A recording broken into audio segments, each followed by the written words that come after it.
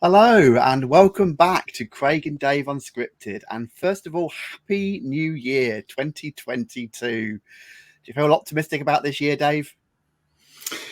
I do, except the fact I've noticed my green screen is already kind of doing some aliasing nonsense. Oh, there we are. It's fixed Gonna itself. keep your hand down. Oh dear. What the audience don't know is I have just had half an hour of a technical nightmare with my microphone, my internet connection, my green screen. Anyway, what a great start to 2022. Yeah, so here we are. So if you remember back, we took a bit of a break over Christmas, New Year, and I hope you guys had a nice, safe and fun break. The last video we did before we broke up for Christmas was a look back at all the stuff we'd released to the community in 2021.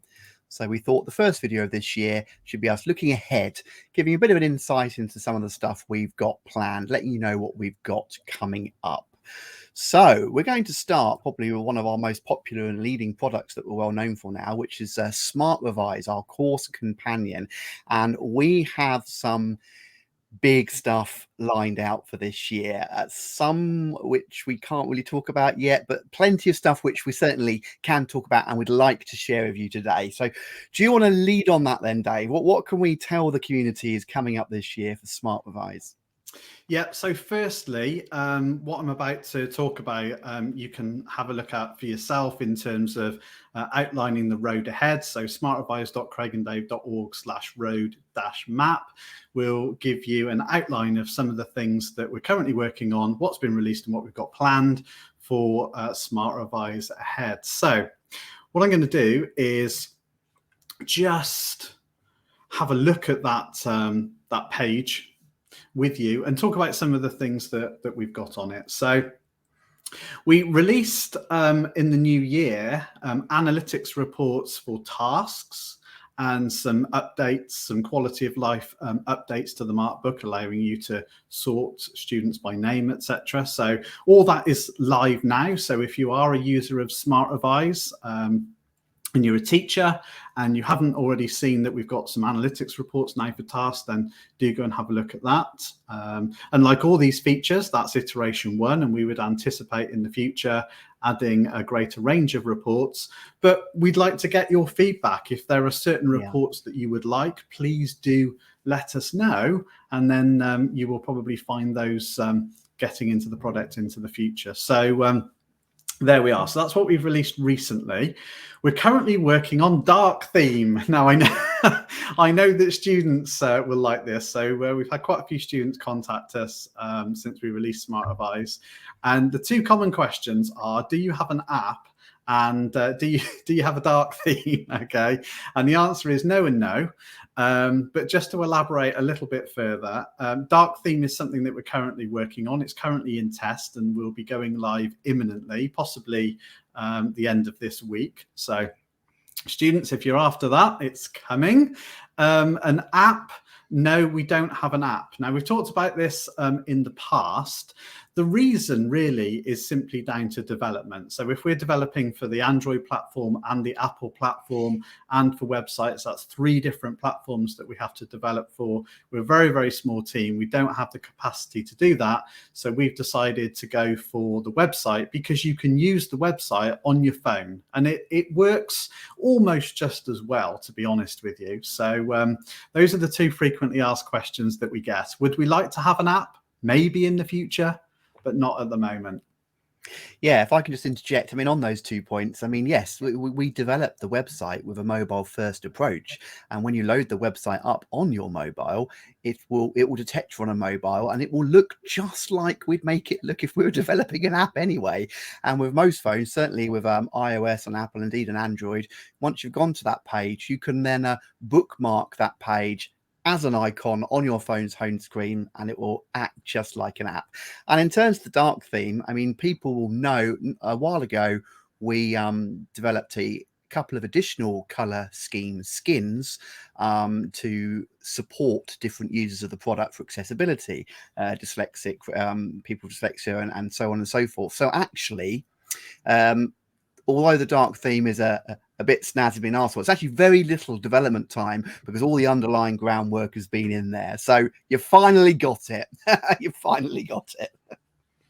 or you will Yeah. imminently? And we got some model answer videos that are ongoing. So we've got 80 in the product at the moment, and more are being added almost on a weekly basis. So we can expect those to continue. We'll probably make them a little bit more prominent in the product at some point in the future, but they are there under the references section. And so what's coming next? So some of the things that we would like to do are changing a task deadline for an individual student. Indicating if students already purchased their own course voucher so that a teacher doesn't have to allocate them one if they've already got one. Deadline enforced tasks and time tasks are two things that we really wanted to do way back in September, but people keep asking for other little quality of life and extra little bits to kind of come first. And so we've prioritized those bits based on the feedback that we've been getting. But deadline enforced tasks and time tasks, Craig, something that we really, really want to do. And I know it says coming soon, and it's been soon since September, but we are, it will happen. You know what I think about the coming soon tag. But it is now actively being developed, and they're two, they're two big additional features. If I talk about them very briefly, I mean, a deadline enforced task is like it sounds. As a teacher, when you set that task, you'll now have the option of setting a deadline.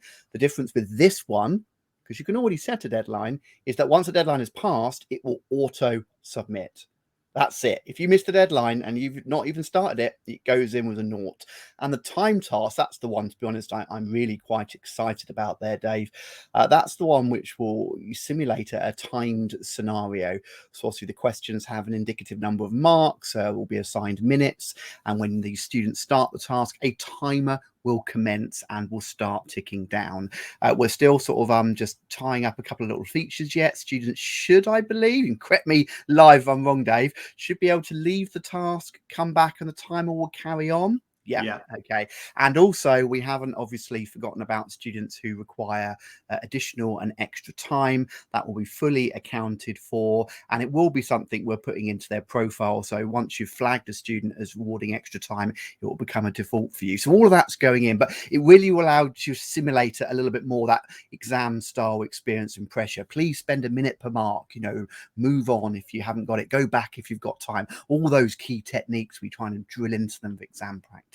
And of course, we always get told that, yes, but students need to practice with pen and paper because that's how they're going to do their real exam. And of course, there is a place for that as well. This is additional sort of revision experience. But interestingly, I know you're aware of this, Craig, that AQA, the exam board at the moment, are actively pursuing research into online GCSE exams, and they're currently got a trial with I think it's about 100 schools. They've got a trial going on for English, maths and science with actual online exams. And those students that are involved in that trial at the moment are doing them in tandem with the paper and pen approach.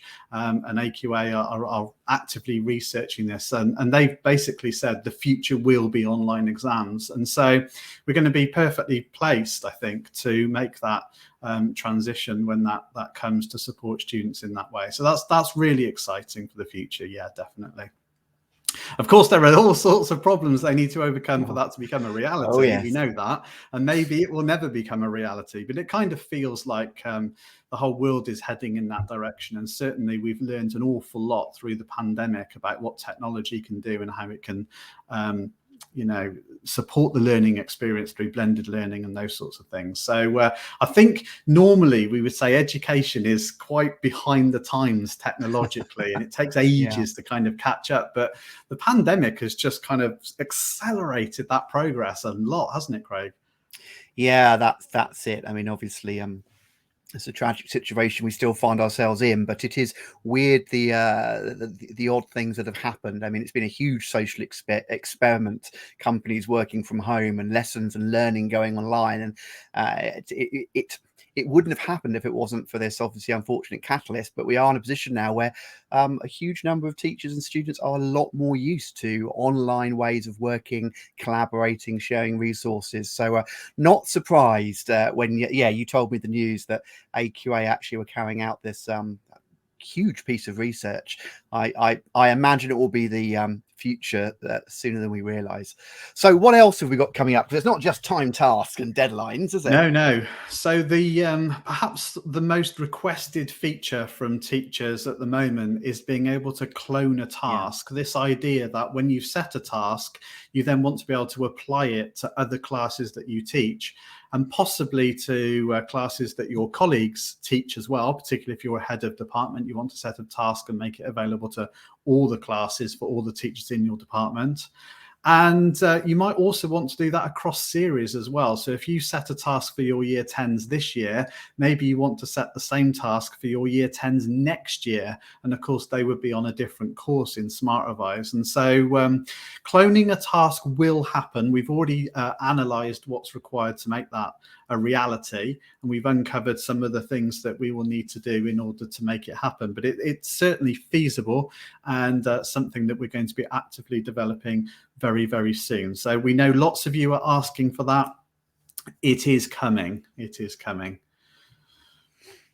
Okay, some other bits and pieces. I didn't know whether you wanted to say something about that. No, it's fine.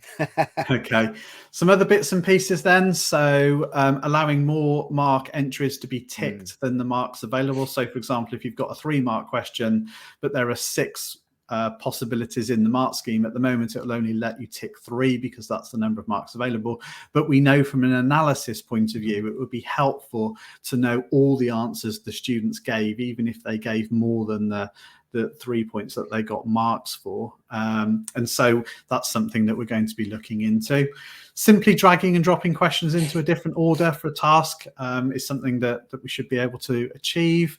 And then the other big one is data populating to other modes. So the idea that when you complete a task as a student, the data that you generated there should then populate to your mastery for quiz. It should update any terms that you've written definitions for. It should populate to your revision report. You should be able to earn awards through doing tasks. And at the moment, none of that is possible because tasks sits completely in isolation from all the other modes. So this is something that we're aware of. Technically, there are quite a lot of challenges to overcome here, and a lot of them are not immediately obvious. I mean, if I give you just one simple example, it would be when a student types in an answer to a question for a task, when does it write that data back to the other modes? Is it when they answer the question? Is it when they submit the answers to all the questions? Is it when the teacher marks the work? And all those have implications, because if in the meantime a student continues to work on quiz before they've submitted their task or before the teacher's marked it, then they will overwrite the data that they had generated in quiz when they submit the task. And so we've got to think carefully about, what is the appropriate time to have this data populating back to the other modes. But it's something we want to do, but it's one of those things that we keep having analysis conversations about. And we've already talked for hours about how we can make this possible. It's technically feasible. It's just a question of what's the best user experience. So I don't know if you want to say anything about that, Craig. No, not really. It's exactly as you've said it there. I mean, the revision report especially, we know some schools are now almost exclusively using task mode, but it does make the fully personalized, customizable revision report kind of useless feature because it's not populating and telling the student what they can revise. So we are very keen to get all that data. So if you do wish to use the system like that, and it is totally up to you, if you do wish to really take control of the product and submit everything through tasks, we want that data feeding back so the student can say, yeah, I've got these awards and I can see my weak areas and where I need to concentrate my revision. But as Dave said, we just have to think carefully because on the face of it, it's not it might sound simple, but behind the scenes there are a few little nuances in there, but we're going to get it there. We just have to decide on the best user experience. Last thing we want is releasing it and then students up down the country going, I mastered that question, well, why is it telling me I've got it wrong? And it'll be a nightmare. Yeah, absolutely. And then finally, student self-marking tasks and peer marking tasks are kind of off in the distance at the moment, but we would hope to address those at some point during this calendar year, if not this academic year, I would think. Student self-marking tasks is an interesting one because we keep getting asked for, can we have tasks mode being similar to advanced mode, in the fact that a student asks as a question and then they get the mark scheme immediately, and then they have to go at the next question, then they see the mark scheme for that immediately, and so on and so on. And we're getting teachers asking us for that. And all I would say is that tasks isn't supposed to replace advance. You know, task doesn't replace quiz or terms or advanced modes. Tasks is intended to be more like a test situation. So we want the students to be able to go back to a previous answer and think about it and go through that kind of test situation where you get to the end of the test and you have a period of time where you can reflect on your answers. You can go back through them. Do I agree? Do I still agree with myself? Do I need to make a change, a refinement? We want to capture that. And the danger of here's a question, I answer it, here's the mark scheme, and I tick it off and move on to the next one, is you kind of lose that experience if you do that. And so we're thinking that, you know, if you do want to get that experience where a student can mark their own work, then really you should be using advance at the moment. But in the future, we want to add in some additional options that would enable the student to self-mark their own tasks. Again, it's a question of how do we want the interface experience to work with that so that we don't make advanced completely redundant. Otherwise, we've got two very similar features and it would be confusing for the users to know which one they're supposed to be using. So we've got to think really carefully about the implementation of that. But student self-marking tasks is definitely something we want to achieve. And also peer marking of tasks. And again, that's got all sorts of complications about who's marking the task, what if they don't mark the task, and so on and so on. So all things that we're thinking about, they're all in the pipeline. They will all be implemented. I think I can safely say that. Yeah. It's just a question of how and when. Indeed. And that's just the stuff we are happy to tell you about. I mean, we're one of many products you could choose from. So if you do choose Smart Revise, we're very appreciative. But we have lots of competitors out there. So some of the really cool features that we, and I wouldn't just say we have in the pipeline, that we are very actively working on, we can't talk about yet. In fact, one involves having us signed an NDA with another company. So that's all I'm going to say on that one. And that's been underway for quite some time. Okay, so definitely. That's you want to finish off? Sorry, Dave, anything else? I was just going to say there was one thing that perhaps I forgot, which of course, you know, content is king, and it's all very well talking about features, but what about content? And we do intend to have a look at the content. There's lots of things that we want to do there as well. We want to make sure that quiz does exactly what it's supposed to do. So it's supposed to address the forgetting curve. So we don't want to increase the number of questions in quiz mode because mastery is very important. But then we don't want to shackle tasks because we don't have so many 1-mark questions, because at the moment they're pulled from quiz. So we're looking at that. We're also going to look at all the definitions in terms at some point and just make sure that they're still sharp on the mark schemes. And we'd like to increase the number of advanced questions that then would appear in tasks mode as well, particularly algorithm questions. We know you're crying out for algorithm questions. We currently have people writing algorithm questions for us, and we'd like to get those into the product. Paul Long's questions from his resources, if you're using those, we'd like to get those in the product. And we've got all sorts of other ideas about content drops that would enable you to, again, further personalize that experience for your students. And don't have much to say about that yet, other than the concept of having optional downloadable content is something I'm particularly interested in, but we haven't started analyzing that yet. Yeah, so as stated at the start, if you haven't, it's well worth bookmarking smartrevise.craigandave.org/road-map. We keep that updated to let you know what's been released and what's coming. And as Dave said, any feature which maybe you'd like or isn't there, or a feature that's been implemented and you think it's great, but it would be perfect if it just did X, Y, and Z, then the best way is to drop us an email. It really is the best way. admin@craigandave.co.uk. We respond to those and look at those daily. Okay, so moving on, road ahead. Well, it's another Smart Revise one. It's not all just about Smart Revise, but Smart Revise for business studies. So obviously we're exclusively at the moment a computer science product for GCSE and A-level, sort of the major English exam boards. But we have committed fully this year to venturing into another subject.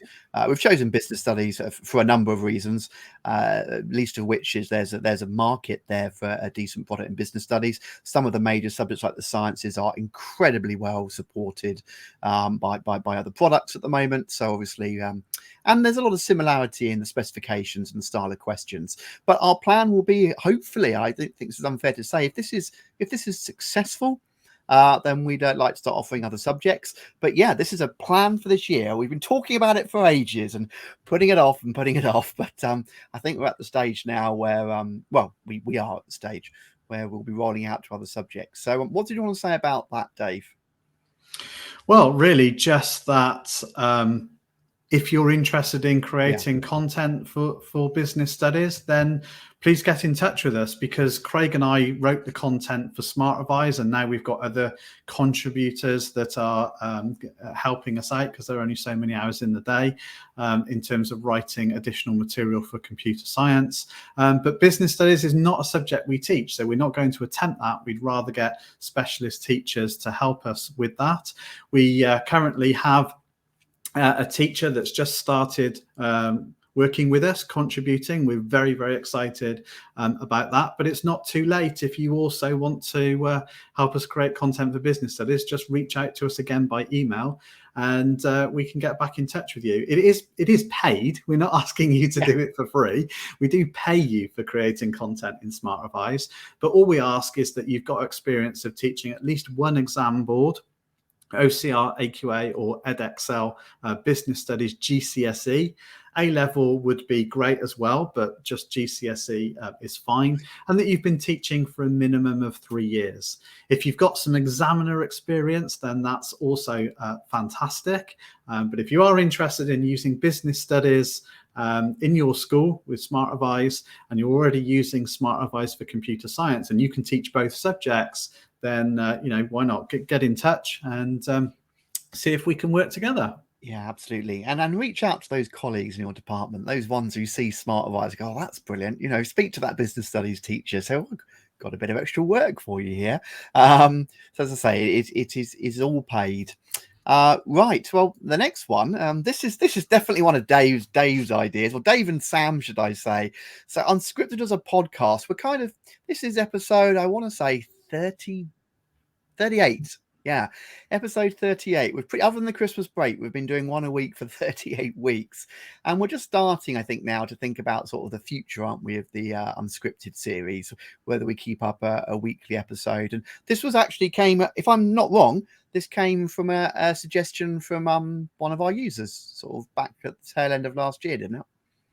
Yeah, that's right. It's not the first. We've had a couple of people over the years say, I really like the Unscripted, but I need to find the hours in the day to watch it. And the best time for me would actually be in the car on the drive home. If I could listen to Unscripted rather than watching it on YouTube, that would be fantastic. So it does require us to think things through a little bit more, because we do rely on the visual assets from time to time.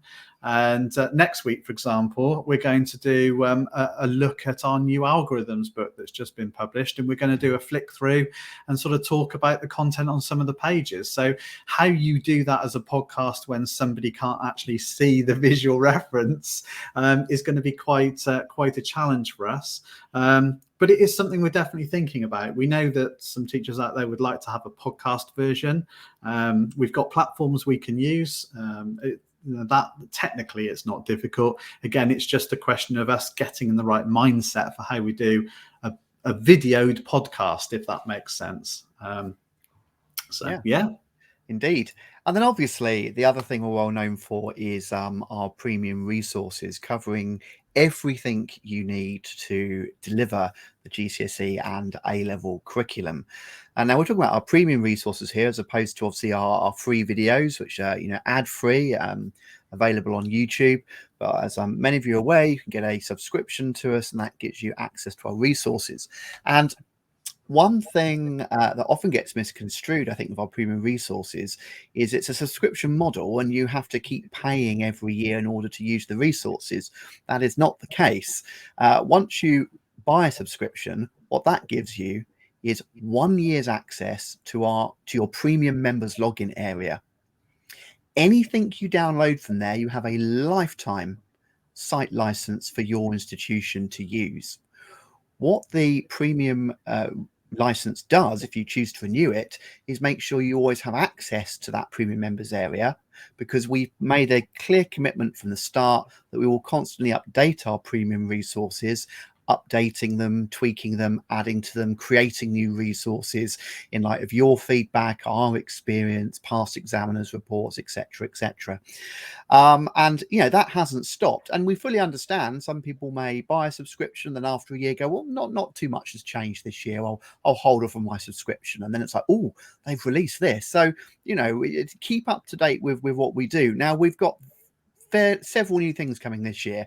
Some of them we won't talk about at length now, because we've actually got separate videos on them. A big one, as Dave said, is the Essential Algorithms book, but we're going to do a video on that next week. If you're a premium member, there's a PDF version for free for your institution. Telium version 2, our text-based extended programming product and workshop, has had a complete overhaul and facelift. That's actually already been soft launched, so if you've got a premium member, you can download the latest version now, but we will be doing a proper push, and we'll do a video on that in a couple of weeks to talk about it. And a major one which is in development, so those two are actually done, the Essential Algorithms and Telium versions 2, they're actually live now for a premium subscription. This is one, this is a fairly major one, Time version 2, and Dave started to shake his head there. Dave doesn't do anything by halves, it's sometimes like you generate so much work for yourself, but it should be really good. I'm going to let Dave speak, because his Time was always here's baby, but there was a lot of positive feedback out there about Time. We also heard everything you said, and about ways we thought it could be improved, maybe made a bit more accessible, especially possibly at the lower end. And Dave has a plan. Do you want to tell the community briefly about Time version 2? Bear in mind, whatever you say here will be captured on YouTube, so you're going to have to commit to it. I know. I've started Time version 2 about 3 times, and I keep stopping because I hit that place in my head where I'm questioning what I'm doing, and having to sort of backtrack and rethink a few things. I mean, in essence, for those that don't know, Time is our programming resources for Python and C# and Visual Basic, for learning those languages, although it does assume that you have done some work at Key Stage 3, not necessarily in one of those languages, but you've done some text-based programming, you've done some block-based programming, because that's what the Key Stage 3 programmer study says you would have done. So it's kind of accelerated in that sense. And although it does start from first principles, it does sort of accelerate through those early concepts relatively quickly. But it was supposed to capture all the pedagogies for teaching programming. So we know that Prim is extremely popular, promoted by Sue Sentence, and is seen as almost the holy grail of how you teach text-based programming these days. But it's not the only thought. I mean, for example, you've got stepped challenges, you've got functions FIRST, you've got reducing cognitive load, you've got Parsons problems, you've got Colston-Schultz block model. There's all sorts of ways that you can approach the teaching of programming. And what we try to do with time is take all of those pedagogies and say not one of them is kind of more important than the other, but just try and put them all in the melting pot and create a set of resources that literally does it all. It does Prim, but it does Prim Plus. It does more than Prim. It elevates that Prim approach. And having done that, as Craig said, we got a lot of feedback that said it was a bit too challenging. Now, on the one hand, I make no excuse for that because I want our resources to be challenging. I want them to be challenging the teacher in terms of the pedagogy and causing teachers to ask, why am I teaching this? How am I teaching this? Am I teaching it in the best possible way? And to have that continual professional development where we self-reflect and think about what we're doing and how we're doing it, rather than just accepting what we do every year is how we do things. And challenging for the students because it should be a progression from Key Stage 3. And we want to promote this high performance learning strategy that Craig and I strongly believe in, which basically says have high expectations of everybody. And instead of differentiating down, scaffold up. So rather than lowering your expectations because you don't think the students can do it, find ways of enabling the students to be able to do it. And that's effectively what high performance learning does. And we're strong believers of that. And an awful lot of the grammar schools, believe in this high performance learning strategy, and we do too. So we appreciate that some teachers say time is too hard for my students. We get that. And we do think there are certain things we can do with the resources to make it an easier transition from Key Stage 3. There is definitely some work we need to do. We got it about 75% right, but there's a 25% I'm not very happy with that we want to kind of get right. But having said that, I'm not going to just chuck everything away because fundamentally, it is about high performance learning and progression and challenge. And I believe in that. And that's what we should be doing. But I guess some of the highlights of things that we're looking at is, firstly, we want to reduce the text content. So we're going to introduce some videos that will show the students how to use the commands in context to reduce some of the text. We want to make the slides more visually appealing. We want to reduce the number of slides if we can. We want to bring inputs back into the first objective because although functions first is a good idea, it is a little bit alien to the students if they're not taking inputs as the first thing they do, because that's what they've learned at Key Stage 3. So we're going to reintroduce taking inputs rather than just using functions from Objective 1. And we're also going to enable you to use these resources in a way that you want. So in the past, Craig and Dave have very much been about, this is our pedagogy, these are our resources, this is how you use our resources with this pedagogy. And we know for a lot of teachers that's been quite alien because they teach in a way that works for their students, and that's not wrong. The way you teach is not wrong. Yes, it's just that the way we teach is not wrong either. And we've created resources for the way we teach, and other people have kind of come on board and thought, yeah, hey, I want to teach the way Craig and Dave teach. I mean, we do get excellent results, so there is something to be said about that. But increasingly over the years, we're changing our model so that we're more of a sandbox for you. So we're creating resources and we're going to promote how to use them in a particular way.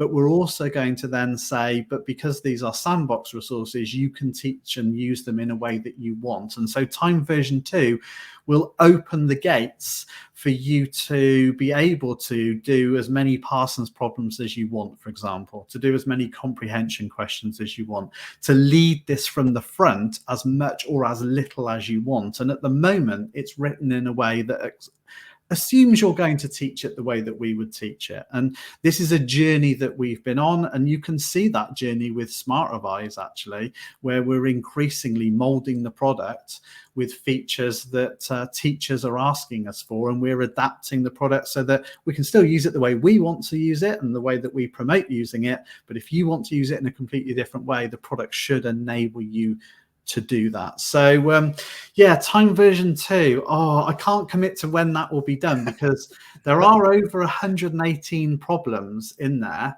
and if I include all the little demonstrations as well, there's in excess of probably 130 programs in time, and I've got to do them for Python, Visual Basic, and C#. So that's 400 programs, and because I want to do them in a sandbox way, it could be upwards of sort of 800 programs, and it's a huge piece of work. And I kind of keep changing my mind about the best approach with it as well. So yeah, something will happen with time. I just don't exactly know what, and I don't exactly know when, but we are working on it. Let's stop you there before you dig yourself into a corner. Oh, brilliant. So obviously lots planned for this year, and there's so much more we can't talk to you about. We probably shouldn't leave this stream without mentioning we're still attending BET this year. I mean, originally, as you'll know, it was due to go ahead in 9 days' time on the 19th, but obviously due to the rise of the Omicron variant, it was postponed back towards the tail end of 21. The new date is the 23rd to the 25th of March, which I think everyone here in the company and more globally feels more comfortable with.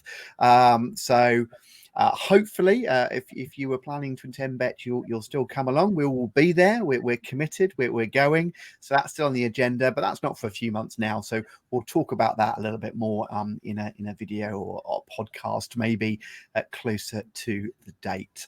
But for now, I think that's it from us. We're going to return, as we said, next week and give a sort of a first look at the Essential Algorithms book version 2. And we've got some other new features as well we'll show you in the coming weeks. But until then, Happy New Year, and we'll see you next week. Bye-bye.